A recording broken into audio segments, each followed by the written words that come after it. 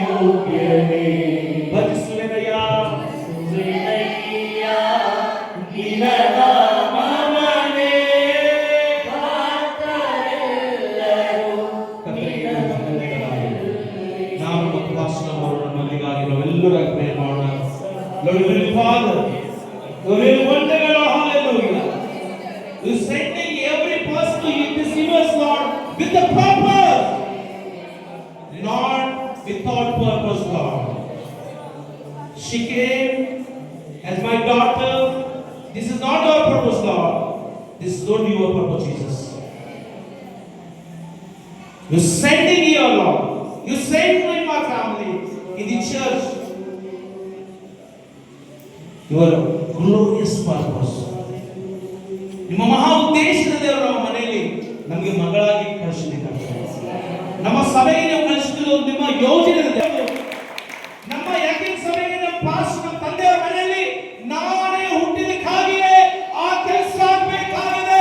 ಅದಕ್ಕಾಗಿಯೇ ನಾನು ಹುಟ್ಟಿದ್ದೇನೆ ಎಂಬ ಒಂದು ನಂಬಿಕೆ ಈ ಮಗಳಲ್ಲಿ ಈಗಲೇ ತುಂಬ ಪ್ರಾರ್ಥಿಸ್ತಾ ಇದ್ದೇನೆ.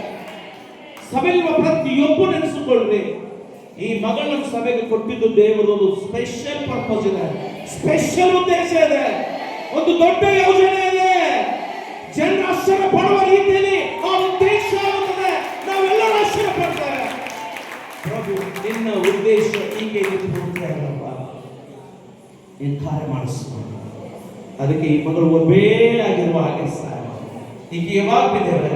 ಕರ್ತ ನಿನ್ನ ಚಿತ್ತ ನೆರವೇರಲಿ.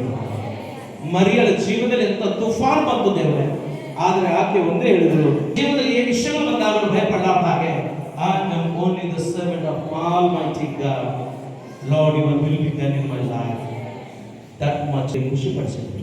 ಮುಂದೆ ಈಕೆ ಮೂಲಕ ನಮಗೆ ಧೈರ್ಯ, ಒಂದು ಕರ್ತನೆ ಕಂಫರ್ಟ್, ಈಕೆ ಮೂಲಕ ನಮ್ಮ ಮನೆಯಲ್ಲಿರುವಂಥ ನನ್ನ ಮಕ್ಕಳಿಗೆ ಆಡಬೇಕಾಗಿ, ಇವರು ತಮ್ಮ ತಂಗಿ ನಮ್ಮ ಅಕ್ಕ ಇದ್ದಾಳೆ ಎಂಬುದಾಗಿ, ಮತ್ತು ನಮ್ಮ ಸಭೆಗಳೆಲ್ಲರೂ ನಮ್ಮ ಚರ್ಚ್ನಲ್ಲಿ ಒಂದು ಪರ್ಪಸ್ ಇದ್ದಂಥ ಒಬ್ಬಕ್ಕೆ ಮಗಳು ಇದ್ದಾಳೆ ಎಂಬುದಾಗಿ ಯಾವಾಗ ಕಂಫರ್ಟ್ ಫೀಲ್ ಮಾಡುವಾಗ ಸಹ ಕರ್ತನೆ ಮಗಳಿಗೆ ಆಶೀರ್ವಾದ ಕಲಿಸ್ತೋದು. ಮುಂದಿನ ದಿನಮಾನಗಳೆಲ್ಲ ನೀವೇ ನಿಮ್ಮ ಉದ್ದೇಶ ಪೂರ್ತಿ ಮಾಡ್ತಿದ್ದಂತ ಯೇಸು ಕ್ರಿಸ್ತನ ಹೆಸರಿನಲ್ಲಿ ಪ್ರಾರ್ಥಿಸಿ ಹೇಳಿಕೊಡ್ತಾನೆ ನಮ್ಮ ತಂದೆ.